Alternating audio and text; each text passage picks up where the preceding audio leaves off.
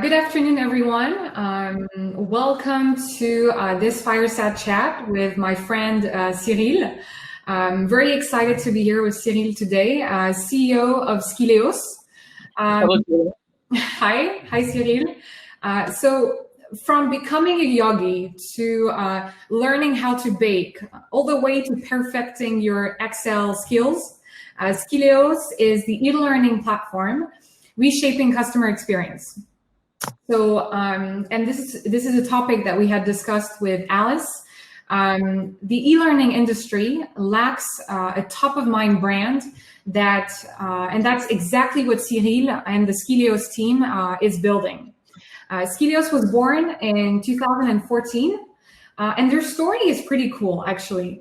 Cyril had launched an online platform for people to learn photography, which generated a pretty decent amount of money and allowed Cyril to start Skilleos without even raising funds.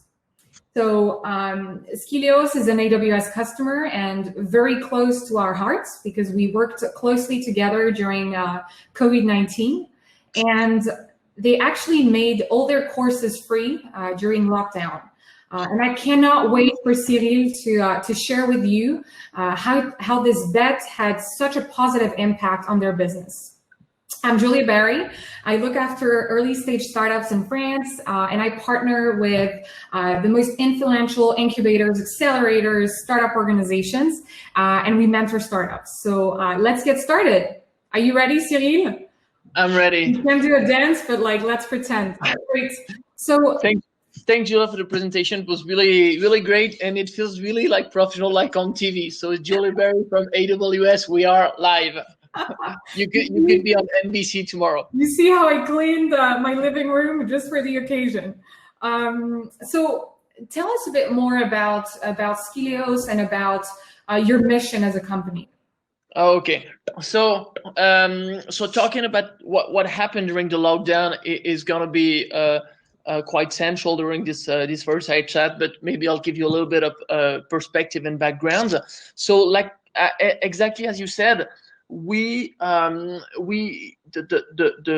first goal was to build really a website, a company, a one-stop shop, the reference in the e-learning sector. So to give you a little background, my last job was at Groupon in France. I was actually taking care of launching a marketplace, so a little bit a competitor to Amazon and eBay. And half of my other mission was the e-learning part of the website, which was national deals. So basically on Groupon, it was simple. If you go to a restaurant, to a spa, or if you, when we sell courses, could be Excel, photography, English, whatever, you take a course, 50, 70, 80% off, and you try to have the maximum amount of sales. What I learned during this period of time is that there are no major brands. You have major brands in many sectors. You have Netflix, you have Spotify, you have Amazon, which are reference, which are one-stop shops, and basically which is your first stop in your logic. Okay, I'm gonna go to Amazon, I'm gonna find whatever I need. I'm gonna subscribe to Netflix, I'm gonna find whatever I need. Back in 2014, there were no reference on this topic, and until now, 2020, there are no references in the learning sector. When I talk about references, like really top of mind, and even startups, even in these sectors, we don't have a top of mind. So individuals, normal French or European, don't know where to go. So that was really the goal. So our mission, really, like simply said, is lifelong learning. So it's to help individuals develop their professional and personal skills during their whole life, not just kids, not just K-12, not just professional, not just hobbies, really the whole thing, a little bit like Netflix. So Netflix, in a few words, it's an online video courses platform with more than 1,000 unique courses. So if you must have a few names in mind, or so you have LinkedIn Learning, which is worldwide. You have Open Classrooms for French people in this room. You have Udemy in the US. but so these are the few words. The two really like added values that differentiate us from the whole thing is first having a wide catalog. So we have the largest online courses catalog in French with more than 1,000 unique courses. And second of all, we have only high quality courses with selected experts. The experts is our, let's say, trainers, we call them experts, and courses. And the really like the selection is really important. I think we'll go on this point a little bit after. So to give you a few KPI in the company, we are around 15 people right now. Last year, a little bit less than 1 million euros. I'm gonna talk in euros in turnover. Right now, 2020, at the end of June, we're gonna make 1 million euros at the end of June. So let's say more or less 100% increase versus last year. And so let's say that you have a rough idea of what a company is. We have like three main departments: sourcing, so new courses; sales, because we're focusing on B2B right now; and product slash tech. And we are a B2C plus B2B company. So I'm just gonna go roughly on a few details, and then Julia, I'll let you jump on the questions. B2C, because that's our let's say window. That's how we gain visibility. But then it's really on B2B that we make all our efforts focus and increase on different categories, which are libraries, CSE in French, which is kind of well-being department of middle and large companies, and companies themselves training employees, so more like talking with HR people. Okay. And I love what you're saying about growing as a person, as an individual. We have our professional lives, we have our personal lives. Sometimes they're mixed up. And I think what really makes a difference with Skilleos is that it's about you growing, about you trying new things in life, and not only focusing on that very academic part. So very interesting.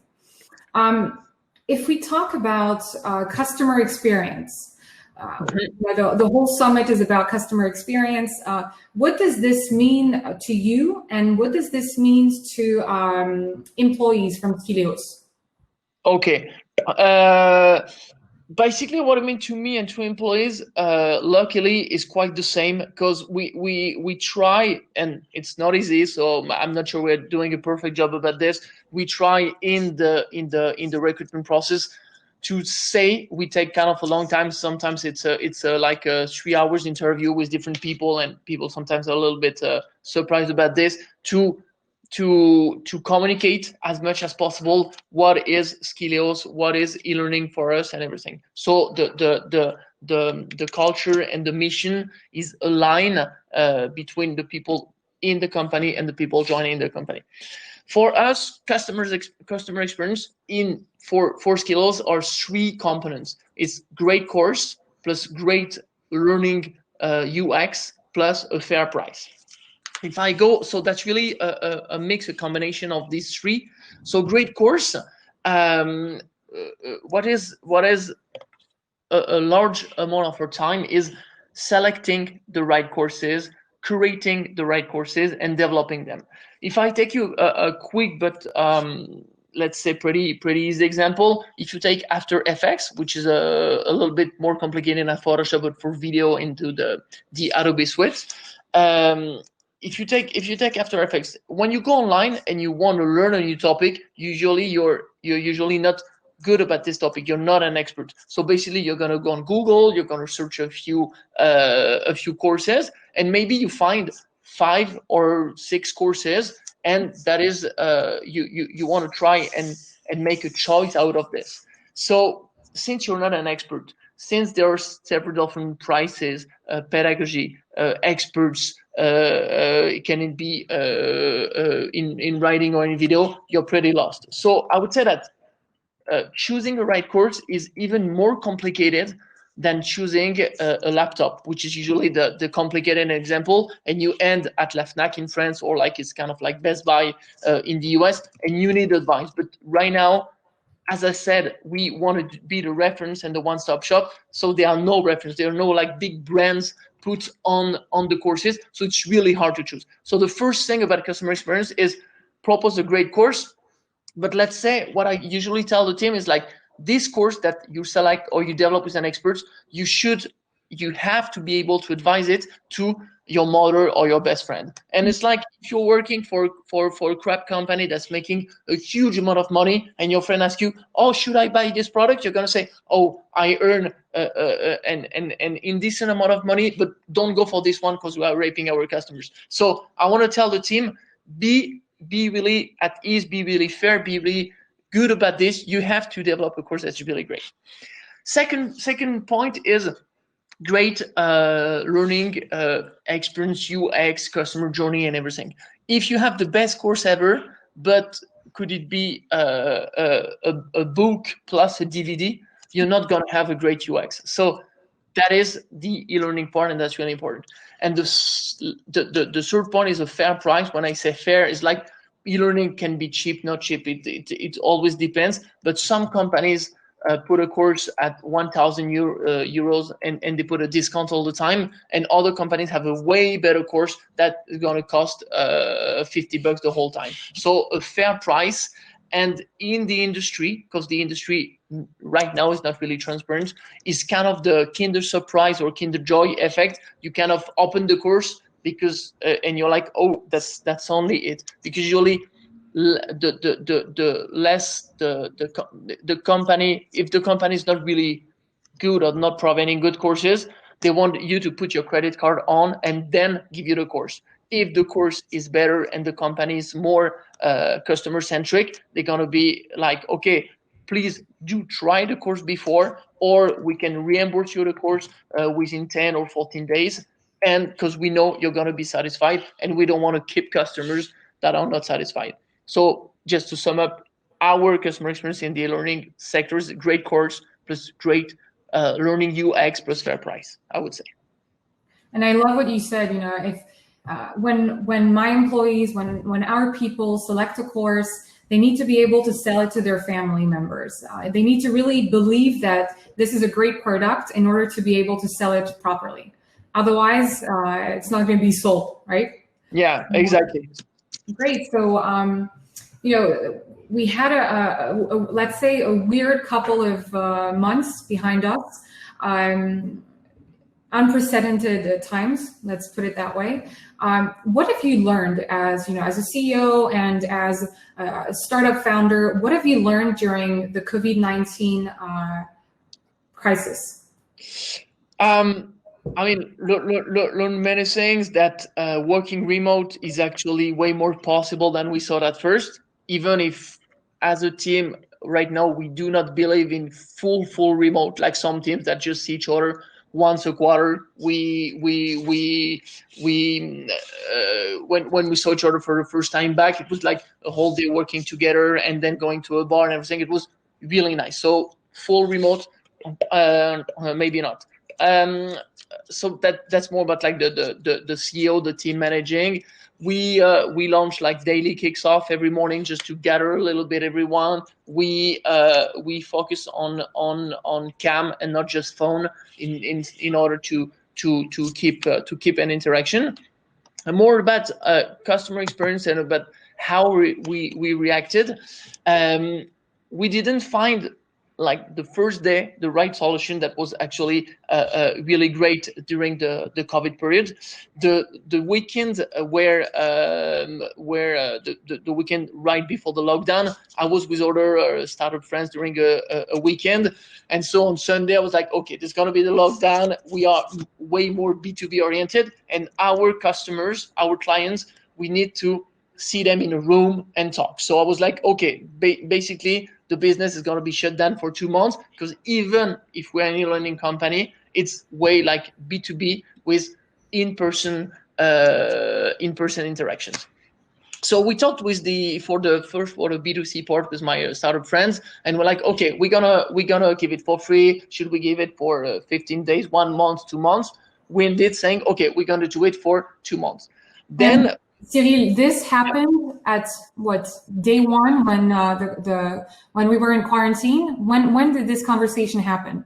Two days before quarantine, because on Saturday the bars were shut down. We had a little bit of advance and of visibility, thanks or cause of Italy and Spain, and so we're like, okay, this is gonna happen to us. We don't know which day or what, but we have to take a few days in advance. So it was on Sunday, and the lockdown happened on Tuesday. So we talked about it, and we ended saying, okay, we're gonna do, with their advice, 1 month free, and with my associates, and ask for the credit card, because otherwise there are too many side effects. People can just go a lot on them and lose our current customers and everything. So we are like not shy, but we were thinking as startups. Okay, so you get a customer, you get it for free, but you gotta take the credit card at least. Otherwise, you don't even know what's gonna happen. Okay. Then we begin working a little bit on the funnel, saying, okay, what's gonna have the credit card with no charge. We had to do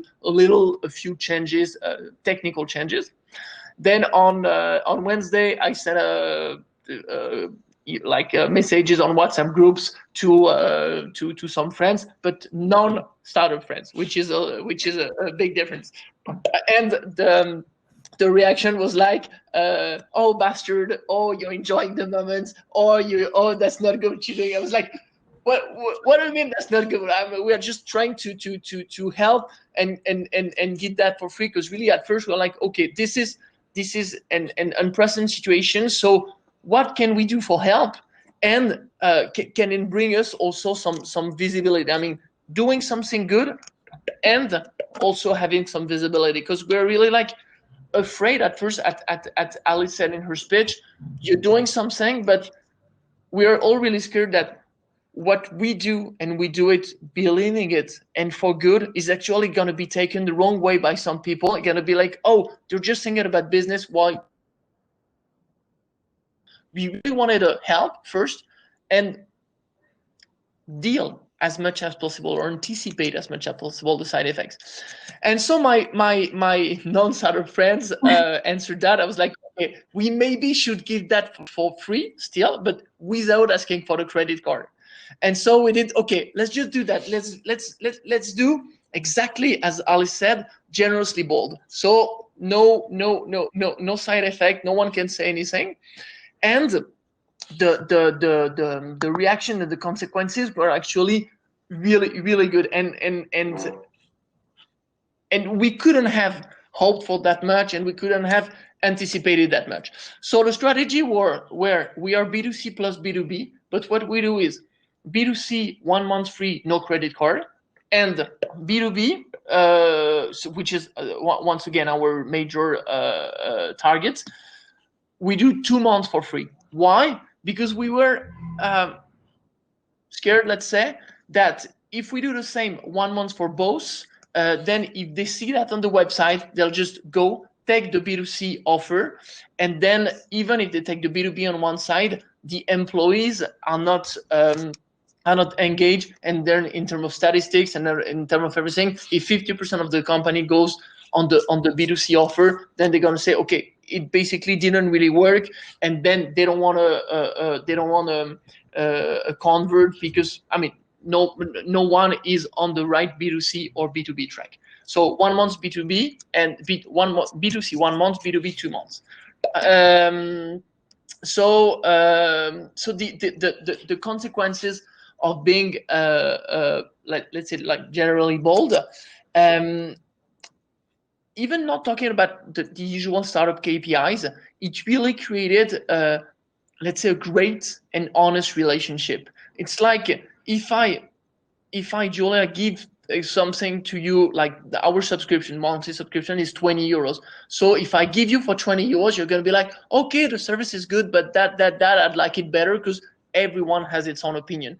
If I give you for €1 the first month, you're like, okay, I give it a try, but still I put my credit card in. So I'm going to be a little bit harsh on that. And if I tell you, oh, it's for free, that's to help. We even put 1 more month after, and we don't even ask you the credit card. So you're going to be way more friendly. And even one of my friends I was in the lockdown with, he's really freak about data. So he did that. He didn't enter his credit card, and after he directly went into his account to say like, okay, when am I gonna be charged again? I was like, man, what are you checking at? You don't put your credit card. So yeah, great and honest relationship, because we help people. We didn't ask for money, and leads and clients, professional that we actually talk to, were actually surprised. But like, okay, but that's the whole service. That's there's nothing hidden, and they were actually really surprised. Great. And so you decided almost overnight to give that service for free. Did you have people who were against that idea or thought that it was a bad idea to not ask for a credit card?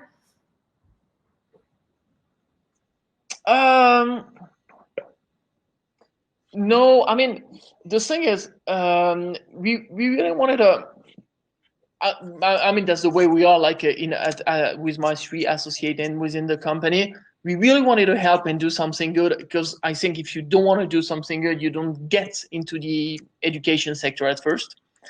And second of all, we pretty much all had the same little fear to be like, okay, how is this gonna be taken? So we're like, okay, let's just do it.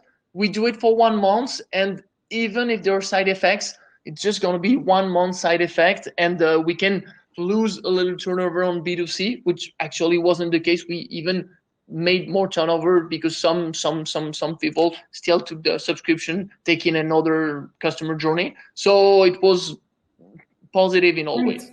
So what results today can you get from being so generously bold? What you did was kind of a first, and what are the results that you're saying today? We are June 18, 3 months after COVID-19 started. What are you seeing as the CEO? We've seen many great results. Actually, the 3 months on the B2B sector happened a lot. Like many e-learning companies did that. So what we did was a little bit maybe more generous than others, but it was not like completely crazy. The B2C part, not asking the credit card, Alice said, "Oh, really? You did that?" But at first she was like, "Really? Did I hear it correctly?"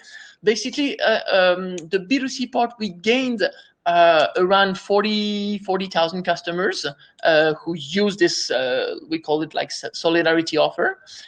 Plus we had other like big companies there, but like with that direct offer.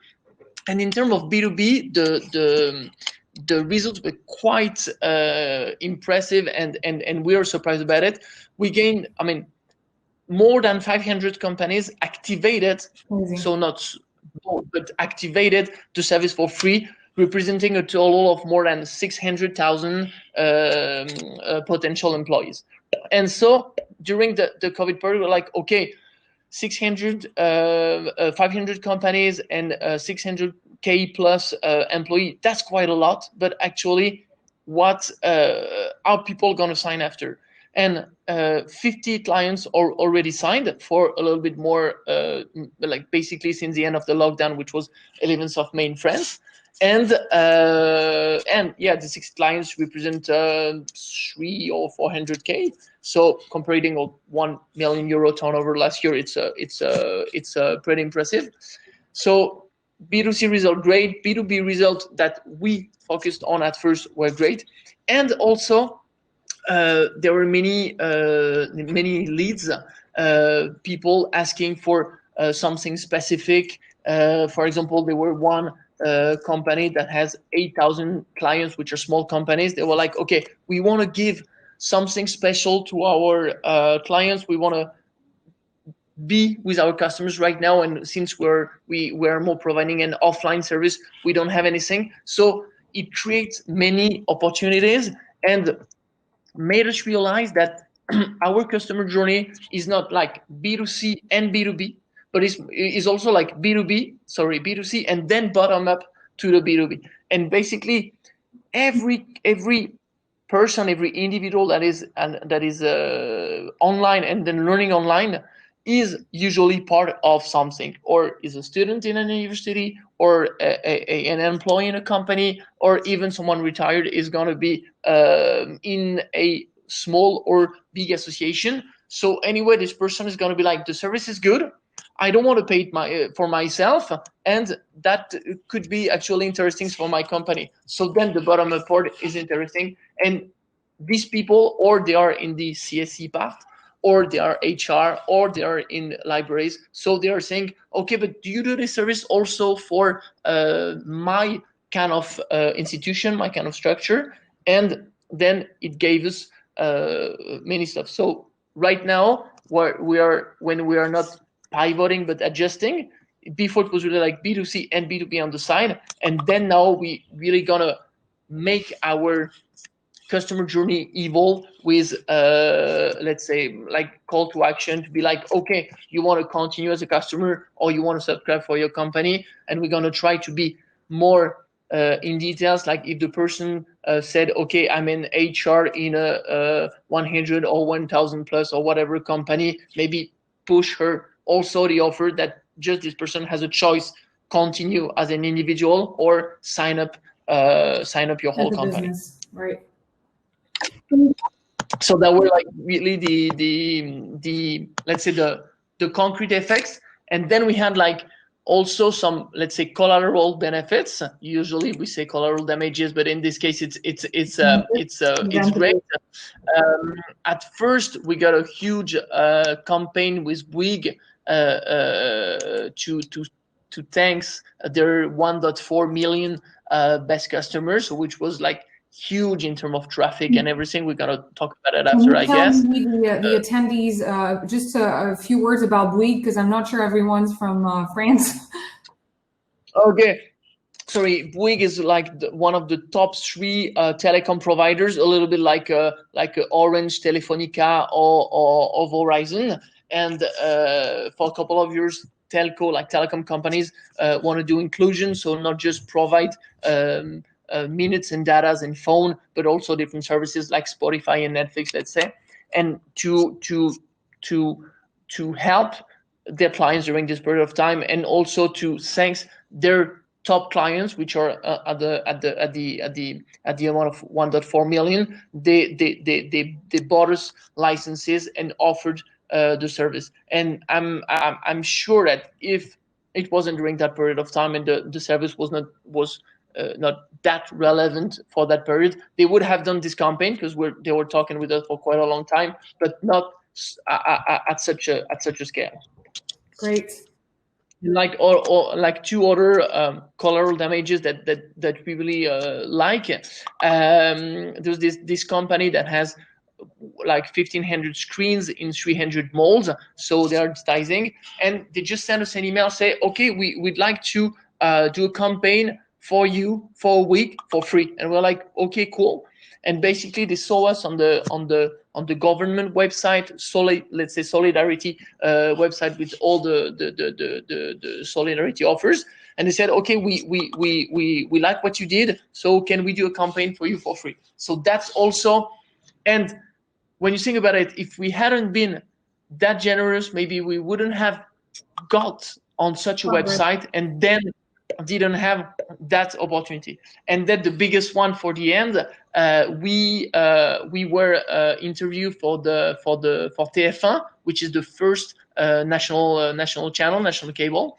And so we were at the JT, how do you say, like the national news, and the national news. Yeah, with 8 million people viewing the show at the time, and we saw like the traffic did times 20 within 5 minutes, and we didn't know how people were gonna react. We're like, okay, but when people are watching the news, do they have their cell phones? Do they go on the website directly? Do they write it down and go after? Do they finish having lunch or dinner? And and the answer was that within 3 to 5 minutes, people really try to connect, and then we had a peak maybe between 10 and 30 minutes after the news, and then it went down a bit, but still stayed high for the whole day. And so that that was pretty nice, because I mean, in terms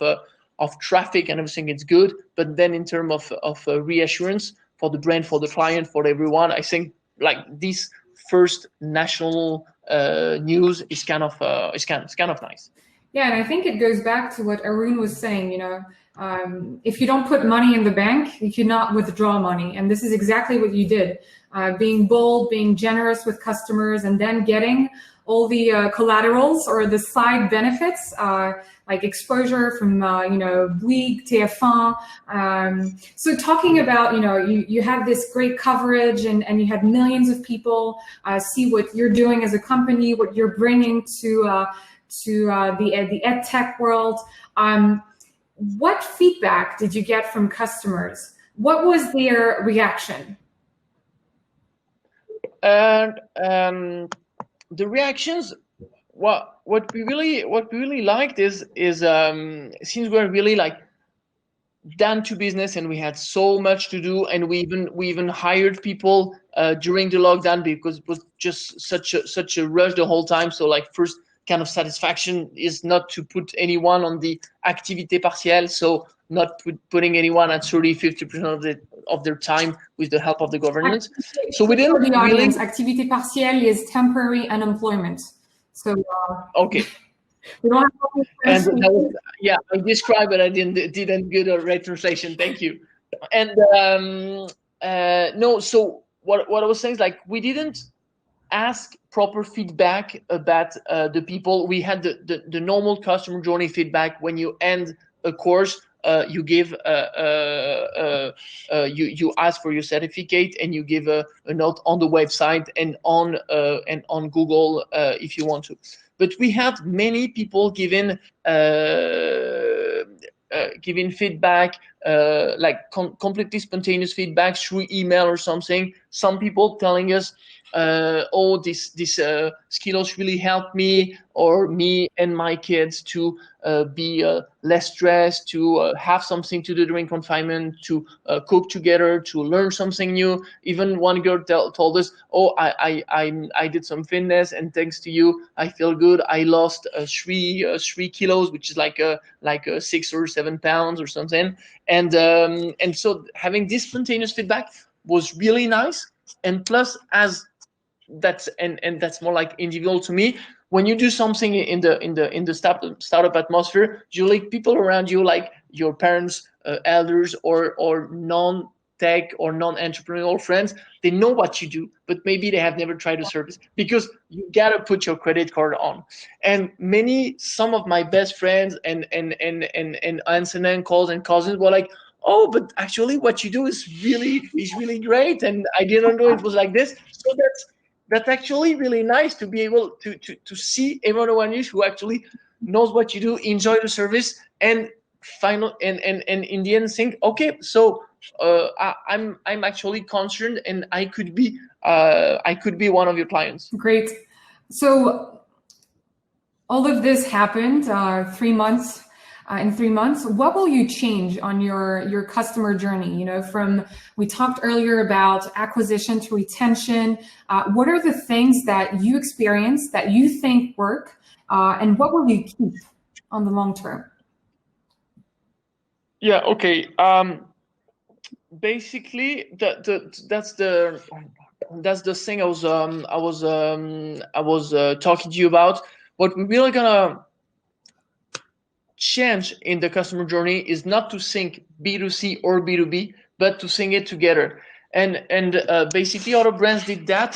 The B2C is the visibility. It's not always easy to reach every professional customer, every company, but individuals, you have many customers or visitors, and you don't know anything about them. That's just, okay, that's Julia, that's Cyril, that's someone visiting.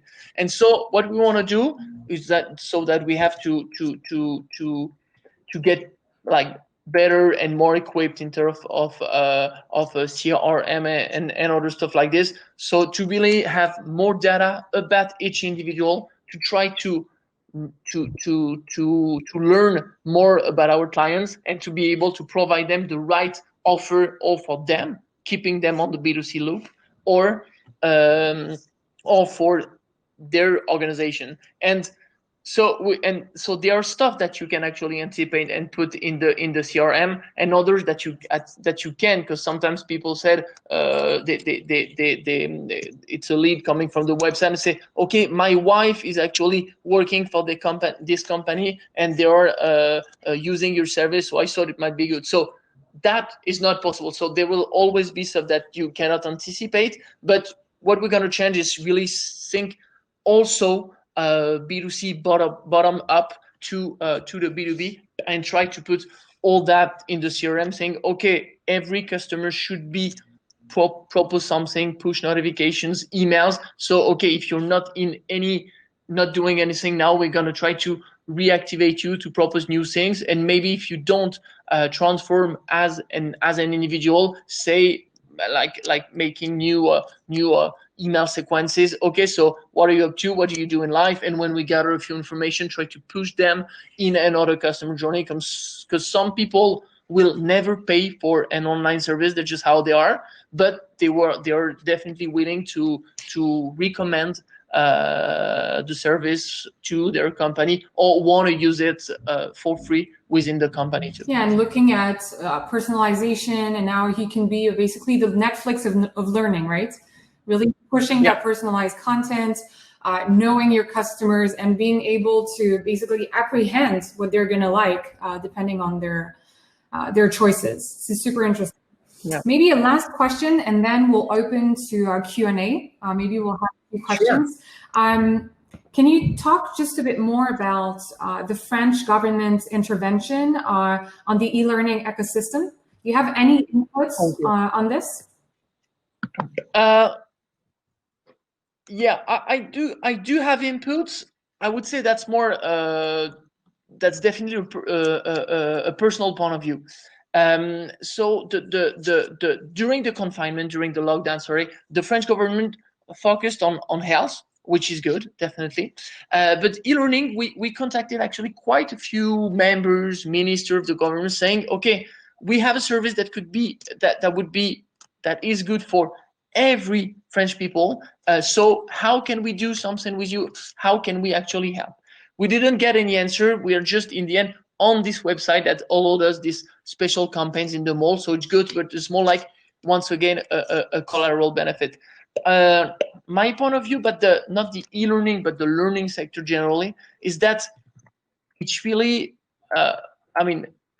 French government puts too much money to pay courses and training to individuals, and individuals don't even have to pay 10% of the course. So basically, you have many companies that are just provide low quality courses, but that fit the expectations, that tick the different boxes that the government asks, and in the end, the quality of the courses and the benefits for the individual is not that good. And one concrete example is like during lockdown, every individual that was partially unemployed could have for free, let's say, a course until 1,500 euros, which is a pretty high amount. And so you saw from one day to another many companies that just launch a course at this exact amount, or had a course that cost like maybe 100 euros, and they put 2 hours of one-to-one coaching, and the new price was 1,500. So French government with French people money is spending quite a lot of money, because there are too many organismes de formation in France, so too many training. I don't know. Training providers. We have like 70,000 in France, and in Germany they reduced the number to 4,000. So I think that's where we're gonna go. So fewer training providers for high quality and higher quality, and maybe another reimbursement format. Great. So some classes are overrated. Well noted. Thank you, Cyril. Thanks for being generous, for being bold. I mean, it's been a pleasure working with you during the crisis and supporting Skilleos in this situation. So thanks a lot for your time. I believe we have less than 10 minutes for Q&A. So Noemi, are you coming back in? Hi guys. We actually have a minute or two for a last question if someone has one. Okay. Maybe Yvonne was talking about recommendation and transformation. I can't see the questions, so. Is it Noemi? Is it in the chat or how long? So Mason is asking how long your courses are in terms of like sessions and hours. Like for most of them, minimum 1 hour, and it can go up to a little bit more than 10 hours. And when we talk about this amount of time, it's 1 hour of video and maybe some quizzes. And usually you have to double or triple this amount to really follow the course, because it's just not watching. It's not only watching a video. It's really like doing the course and practicing. And I would say like you can spend 100 hours on Skilleos. If you do not practice, you're not going to get anything out of it. So self-training requires a little bit of that investment. makes perfect sense.